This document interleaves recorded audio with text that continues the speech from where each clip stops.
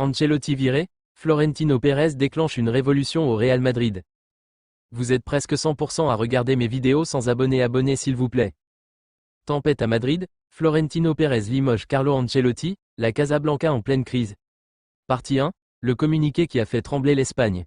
Mercredi 16 avril 2025. À peine quelques heures après l'élimination humiliante du Real Madrid face à Arsenal, 1-2 au Bernabéu, 5-1 sur l'ensemble des deux matchs, un vent glacial souffle sur la capitale espagnole. Alors que les supporters les plus fidèles pleurent encore la chute brutale de leur club en Ligue des Champions, une bombe éclate dans les couloirs du Santiago Bernabéu. Carlo Ancelotti n'est plus l'entraîneur du Real Madrid. Le communiqué tombe à 2h18 du matin, dans une sobriété glaçante. Plus grand que, le Real Madrid CF annonce que Carlo Ancelotti cesse immédiatement ses fonctions d'entraîneur principal du club. Nous remercions donc Carlo pour son engagement et son professionnalisme tout au long de son mandat. Une réorganisation de la direction sportive sera annoncée dans les prochains jours. Un tremblement de terre silencieux, mais aux répliques profondes. Ancelotti, figure légendaire, double vainqueur de la Ligue des Champions avec les Merengues, est remercié sans conférence de presse, sans adieu public. Un départ glacial pour un homme au tempérament chaleureux, dont le calme avait pourtant longtemps incarné la stabilité au sein d'un club rongé par les exigences de la victoire. Partie 2, une accumulation de frustration. Les signaux annonciateurs de cette décision avaient pourtant été visibles depuis plusieurs semaines. Malgré une bonne dynamique en championnat, le Real Madrid affichait une forme déclinante dans les grands rendez-vous. Une élimination prématurée en Coupe du Roi face à Gérone. Un nul frustrant contre le FC Barcelone au Bernabéu qui avait relancé la course au titre. Et surtout, une double correction infligée par Arsenal, symbole de l'impuissance d'un Real devenu trop prévisible.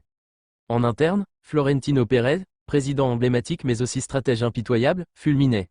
Selon des sources proches du vestiaire, il n'aurait jamais accepté la manière dont Ancelotti a laissé l'équipe se faire humilier tactiquement, par un Mikel Arteta pourtant bien plus jeune. Carlo est resté bloqué dans une vision dépassée du jeu, aurait-il confié à un proche après la défaite à Londres. Plus grave encore, la gestion des jeunes joueurs. Arda Güler, Endrick, Brahim Diaz, autant de talents laissés sur le banc ou mal utilisés, alors que le projet du Real vise à construire un effectif jeune et dynamique. Le traitement de Jude Bellingham, repositionné en numéro 10 statique alors qu'il brillait en box-to-box, a également suscité des critiques. Partie 3, le vestiaire divisé, le leadership contesté. Les murs du vestiaire madrilène, longtemps sanctuaire du respect envers l'Italien, se fissuraient de l'intérieur. D'un côté, les anciens comme Luka Modric ou Toni Kroos, fidèles à Mister Carlo, jusqu'au bout. De l'autre, une nouvelle génération impatiente, frustrée de ne pas être responsabilisée davantage. Un cadre, sous couvert d'anonymat, aurait déclaré à la presse espagnole. Plus grand que, on ne sentait plus d'énergie. C'était comme si tout était figé. Il préparait les matchs comme en 2022, mais les autres clubs ont évolué. La goutte d'eau partie 4, une onde de choc médiatique et populaire. Dès l'annonce du licenciement, la planète football s'embrase. Les réseaux sociaux deviennent le théâtre d'une guerre d'opinion. Sur X, anciennement Twitter, les hashtags #Gracia Carlo, #Florentino out et #Crisis Madrid grimpent dans les tendances mondiales. Les médias espagnols sont divisés. Marca, traditionnellement proche du club, tente de justifier la décision avec une tranchante. Plus grand que, le Real Madrid n'attend pas. Il agit. AS, plus nuancé, parle de « fin d'un cycle » et publie un éditorial poignant intitulé « Plus grand que, Carlo, l'homme qui a aimé trop fort un club qu'il a oublié trop vite ». El Chiringuito de Jugón, émission culte, explose l'audience. Josep Pedrerol, son présentateur vedette, s'enflamme. Plus grand que, c'est un manque de respect. On ne jette pas une légende comme un mouchoir sale. Les supporters, eux, sont en colère. Des rassemblements spontanés ont lieu devant les grilles du Bernabéu dans la nuit. Des chants de soutien à Ancelotti résonnent. Plus grand que, Carlossi, Florentino no. Des banderoles sont accrochées aux grilles. Plus grand que, merci pour Istanbul, merci pour la Decimoquarta. On vire Carlo, mais on garde les problèmes. Partie 5. Les réactions des légendes du Real et d'ailleurs. La nouvelle ne laisse personne indifférent.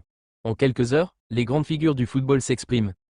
Zinedine Zidane, rare dans les médias, publie un sobre message sur Instagram. Plus grand que, le respect ne s'achète pas. Courage Carlo. Cristiano Ronaldo, icône absolue de Madrid, y va de son soutien depuis l'Arabie Saoudite. Plus grand que, une légende ne mérite pas de partir ainsi. Ancelotti est l'un des plus grands. Iker Casillas, figure du vestiaire, est plus critique. Plus grand que, les résultats ne sont pas à la hauteur, mais la forme compte. Ce n'est pas la manière de traiter un homme qui a tant donné. Même Pep Guardiola, pourtant rival éternel du Real, déclare en conférence de presse. Plus grand que, Carlo est un seigneur. Un gentleman. Son départ dit plus sur le club que sur lui. Partie 6, Florentino Pérez, l'homme seul au sommet. Mais dans l'ombre de la tourmente médiatique, un homme reste impassible, Florentino Pérez. D'après plusieurs sources internes, le président madrilène aurait pris sa décision avant même le match retour contre Arsenal. Il n'aurait informé ni les capitaines, ni la direction sportive. Un coup de sabre solitaire, dans la plus pure tradition pérézienne. Les raisons profondes? Préparer la succession? Pérez vise une refondation totale du club avant 2026. Attirer un nouveau profil de coach plus moderne, nous y reviendrons. Renforcer son pouvoir personnel dans une période électorale incertaine, des rumeurs circulent sur des élections anticipées à la présidence du club. Selon un journaliste d'El País, cette décision a aussi une dimension personnelle, plus grand que Florentino n'a jamais pardonné à Ancelotti son attachement à certains cadres. Il voulait un coach capable de bousculer l'ordre établi. Ancelotti, fidèle à ses hommes, aurait plusieurs fois refusé de mettre sur le banc Kroos, Modric ou Carvajal, malgré des consignes internes. Une fidélité mal vue dans un club où seul le résultat final compte.